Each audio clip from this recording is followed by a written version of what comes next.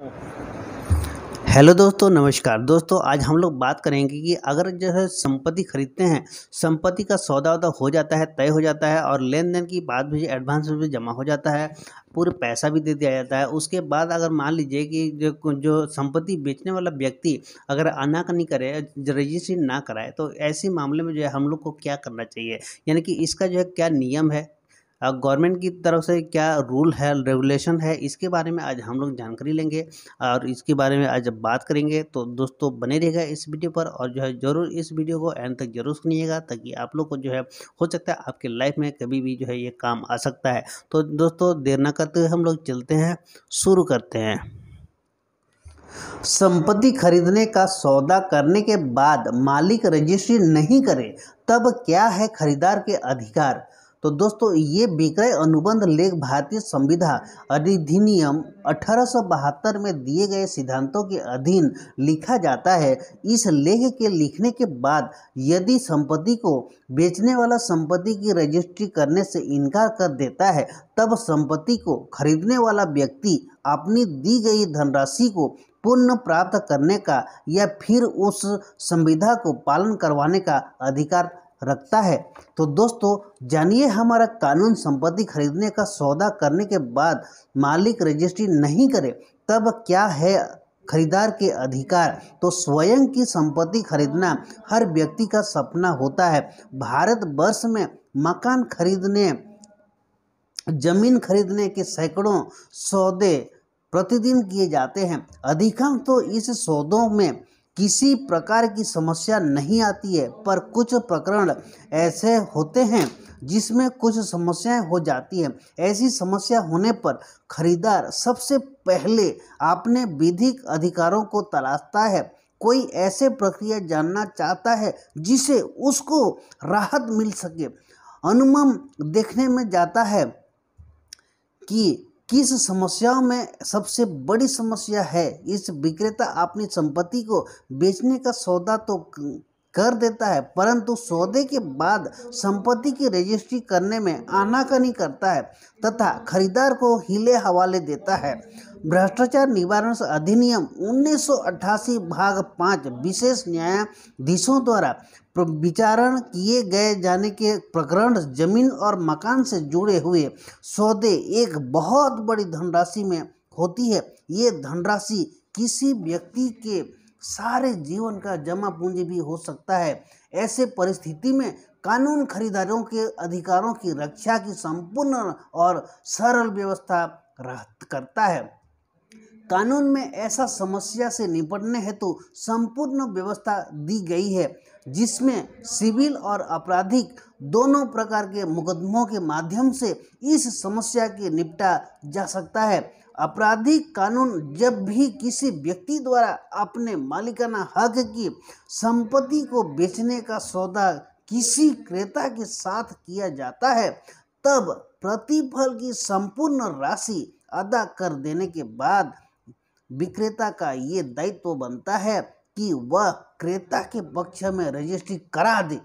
कभी कभी ये होता है कि विक्रेता द्वारा संपूर्ण धनराशि प्राप्त तो कर ली जाती है, पर ऐसे धनराशि को प्राप्त करने के बाद रजिस्ट्री करने के से इनकार कर दे दिया जाता है, या फिर क्रेता को झूठे वादे करने के फंसाया जाता है। दोस्तों भ्रष्टाचार निवारण अधिनियम 1988 धारा 4 सरकार को विशेष न्यायाधीशों की नियुक्ति के अधिकार भारतीय दंड संहिता 1860 के अंतर्गत इस परिस्थिति से निपटने हेतु संपूर्ण व्यवस्था की जाती है। दोस्तों अधिनियम की धारा 420 और 406 इस मामले में प्रयोज्य होता है।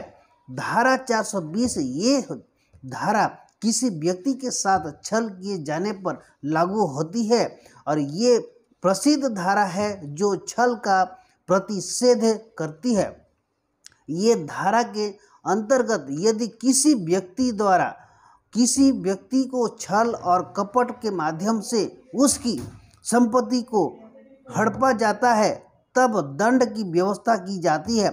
शिकायतकर्ता जो ऐसे अपराध से पीड़ित होता है अपनी शिकायत को लेकर संबंधित क्षेत्र के थाना प्रभारी के पास जा सकता है और एक लिखित ज्ञापन देकर थाना प्रभारी को एक प्रकरण के अवगत करा सकता है।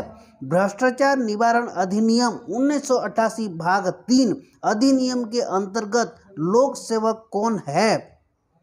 संबंधित क्षेत्र का थाना पुलिस ऐसे व्यक्ति पर जिसके द्वारा छल किया गया है, ऐसे एक विक्रय अनुबंध किया गया है और भ्रष्टाचार निवारण अधिनियम 1988 भाग 3 अधिनियम के अंतर्गत लोक सेवक कौन है? संबंधित क्षेत्र थाना की पुलिस ऐसे व्यक्ति पर जिसके द्वारा छल किया गया है, एक विक्रय अनुबंध किया गया और उस विक्रय अनुबंध के बाद रजिस्ट्री नहीं की गई, तब उस व्यक्ति पर धारा 420 के अंतर्गत एफआईआर दर्ज करके मामले की विवेचना करके न्यायालय में प्रस्तुत कर देती है। ऐसी प्रकरण में किसी व्यक्ति लंबी जेल भी हो सकती है तथा शीघ्र जमानत मिलना भी सरल नहीं होता है। धारा 406 भारतीय दंड संहिता की धारा 406 अमानन में खयानत की संबंधित है। इस धारा के अंतर्गत किसी व्यक्ति के साथ यदि छल के माध्यम से अमानत में खयानत की जाती है, तब दंड की प्रावधान से किया गया है। इस विक्रय का सौदा करना और इसके बाद रजिस्ट्री नहीं करना एक प्रकार के अमानत में खयानत है और ऐसी अमानत में खयानत छल के माध्यम से ही की जाती है।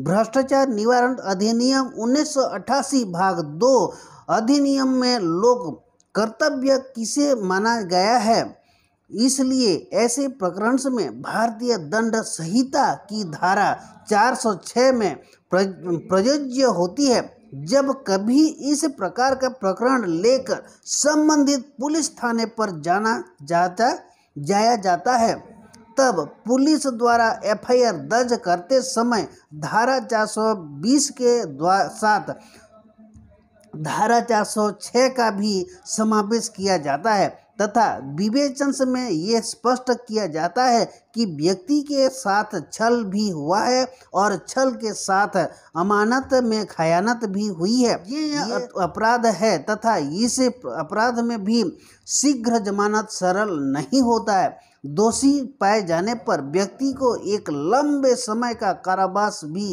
हो सकता है। इस धारा के अंतर्गत 3 वर्ष के दंड के कारावास का प्रावधान किया गया है, परंतु धारा 420 के अंतर्गत 7 वर्ष तक के कारावास के दंड का भी उल्लेख मिलता है। दोस्तों, इस प्रकार की घटना होने के बाद पीड़ित पक्षकार को सर्वप्रथम आपराधिक कानून का सहारा लेना चाहिए तथा अपने साथ होने वाली आपराधिक घटना की जानकारी संबंधित पुलिस थाना क्षेत्र को देनी चाहिए तथा एक भार साधक पुलिस अधिकारी को इस बात का संज्ञान देना चाहिए।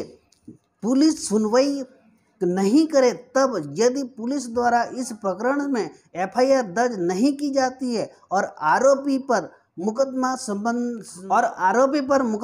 संस्थित नहीं किया जाता है, तब पीड़ित पक्षकार न्यायालय में भी अपनी शिकायत प्रस्तुत कर सकता है तथा धारा 156(3) के अंतर्गत एक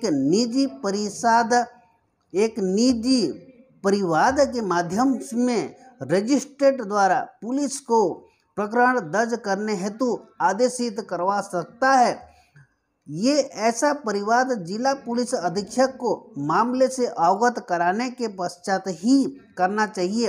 ये मजिस्ट्रेट इस प्रकार का प्रकरण दर्ज करने का आदेश कर देता है, तब पुलिस को प्रकरण से दर्ज कराना होता है और प्रकरण से दर्ज करने के बाद विवेचना प्रस्तुत करनी होती है तथा आरोपी का गिरफ्तार कर न्यायालय के समक्ष प्रस्तुत करना होता है। सिविल उपचार जैसा कि विदित है कि ये आर्थिक प्रकार का अपराध तो है ही, साथ ही इस अपराध में सिविल रूप से भी जिस कारण से इसमें सिविल उपचार की भी व्यवस्था है। सिविल उपचार का अर्थ ये होता है दोस्तों कि किसी व्यक्ति के साथ यदि कोई नुकसानी हुई है, उसके किसी अधिकार को खंडित किया गया है, तब उस व्यक्ति को क्षतिपूर्ति दिलाई जाती है तथा उसे उस व्यक्ति में लाया जाना है कि जिस स्थिति में व्यक्ति पूर्व में था। जब कभी किसी व्यक्ति द्वारा विक्रय का सौदा किया जाता है, तब एक विक्रय अनुबंध लेख किया जाता है। ये विक्रय अनुबंध लेख भारतीय संविदा अधिनियम 1872 में दिए गए सिद्धांतों के अधीन से लिखा जाता है। इस लेख में लिखने के बाद यदि संपत्ति को बेचने वाला संपत्ति की रजिस्ट्री करने से इनकार कर देता है, तब संपत्ति को खरीदने वाला व्यक्ति अपनी दी गई धनराशि को पुनः प्राप्त करने का या फिर संविदा को पालन करवाने का अधिकार रखता है। यदि विक्रय का करार कर लिया गया है और ऐसे करार के बाद पीड़ित पक्षकार ने विक्रय के करार में उल्लेखित की गई धनराशि को विक्रेता को अदा कर दिया है और विक्रेता द्वारा ऐसी राशि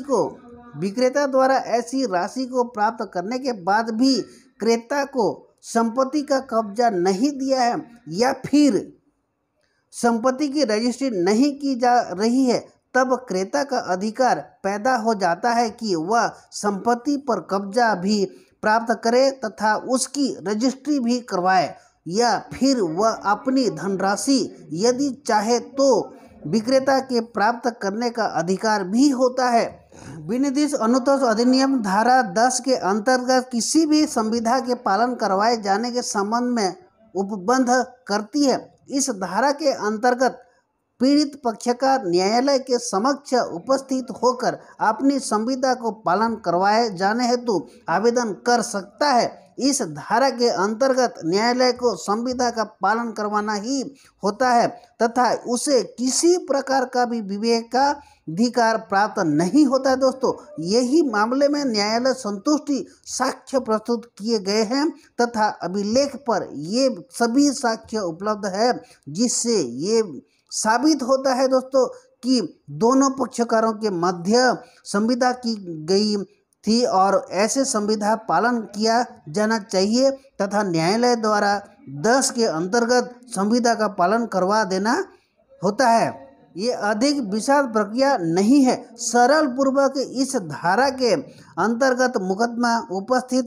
किया जा सकता है। इसमें अधिक धनराशि भी खर्च नहीं किया जाता है और जो धनराशि खर्च भी होती है पीड़ित पक्षकार को दिलवाई जाती है तथा इसकी संपूर्ण क्षतिपूर्ति की जाती है। दोस्तों, यदि किसी व्यक्ति द्वारा छल पूर्वक कोई संपत्ति बेच दी गई है जो संपत्ति उस व्यक्ति की थी ही नहीं और उसे बेच दिया गया है, इस परिस्थिति में न्यायालय संविधा का पालन नहीं करवाता है अपितु पीड़ित पक्षकार को क्षतिपूर्ति दिलवा देता है।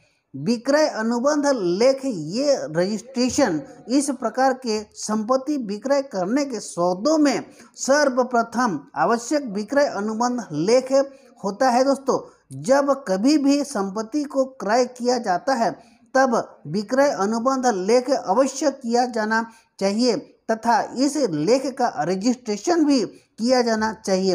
आमतौर पर देखा जाता है कि जब पक्षकार द्वारा किसी संपत्ति को खरीदने का सौदा किया जाता है तब किसी सादे कागज पर लिख लिया जाता है या किसी स्टाम्प पर लिखकर नोटरी करवा ली जाती है, जबकि ये प्रक्रिया ठीक नहीं है क्योंकि रजिस्ट्रेशन एक्ट की धारा 79 इस प्रकार के विक्रय अनुबंध लेख को रजिस्ट्रेशन करवाने हेतु निर्देशित करती है और इसी अधिनियम की धारा 49 ऐसे किसी भी दस्तावेज को साक्ष्य के रूप में स्वीकार नहीं करने का उल्लेख करती है जिसका रजिस्ट्रेशन नहीं किया गया है। पर इस धारा के अंतर्गत एक परंतु है जिसके अनुसार विक्रय अनुबंध लेख के मामले में रजिस्ट्रेशन नहीं होने के बाद भी न्यायालय द्वारा हस्तक्षेप किया जाता है और ऐसे संविदा का पालन करवाया जा सकता है। भारत के उच्चतम न्यायालय के द्वारा अनेक निर्णय में भी ये स्पष्ट किया जाता है कि यदि 1000 स्टाम्प पर किसी संपत्ति को खरीदने का सौदा किया जाता है और ऐसे सौदे पर किसी नोटरी वकील से तस्दीक करवाई जाती है, तब भी न्यायालय स्पेसिफिक्स रिलीफ एक्ट की धारा 10 के अंतर्गत संविदा का पालन करवा सकती है दोस्तों। परंतु एक खरीदार का सर्वोत्तम हित यही है कि उसके द्वारा इस प्रकार के विक्रय अनुबंध लेख को भी रजिस्टर्ड करवा लेना चाहिए। आजकल रजिस्ट्रेशन की प्रक्रिया बहुत ही सरल है दोस्तों। आज ऑनलाइन माध्यम से इस प्रकार के विक्रय अनुबंध लेख को थोड़े स्टाम्प शुल्क के साथ रजिस्टर्ड करवाया जा सकता है। ऐसा रजिस्ट्रेशन 1 दिवस में ही हो जाता है दोस्तों। पक्षकार को जब रजिस्ट्रार ऑफिस में उपस्थित होना होता है। संपत्ति खरीदते समय खरीदार को इस बात का ध्यान रखना कि ऐसे विक्रय अनुबंध लेख को जहां तक संभव हो रजिस्टर्ड करवा लें या फिर एक उचित धनराशि के स्टाम्प पर जो 1000 से अधिक का हो लिखकर नोटराइज करवा लें और जो प्रतिफल की राशि अदा की गई है उसे बैंक के माध्यम से ही भुगतान करें। नकद भुगतान करने से बचें। ये दोनों हैं सिविल और दंडित प्रावधान से इस प्रकार के सौदों के मामले में लागू होते हैं तथा ये खरीदार के अधिकारों को सुरक्षित करते हैं दोस्तों। स्पेसिफिक रिलीफ एक्ट की धारा 10 के अंतर्गत केवल खरीदार की ही संविदा के पालन के लिए आवेदन नहीं कर सकता, अपितु कोई विक्रेता भी इस प्रकार की संविदा के पालन हेतु न्यायालय में इस धारा के अंतर्गत आवेदन कर सकता है। जैसे कि यदि किसी व्यक्ति द्वारा विक्रय का सौदा कर लिया गया है और प्रतिफल की संपूर्ण राशि नहीं अदा की गई है, तब विक्रेता भी इस धारा के अंतर्गत मुकदमा ला सकता है दोस्तों। तो दोस्तों ये है आपका आज का ये सवाल।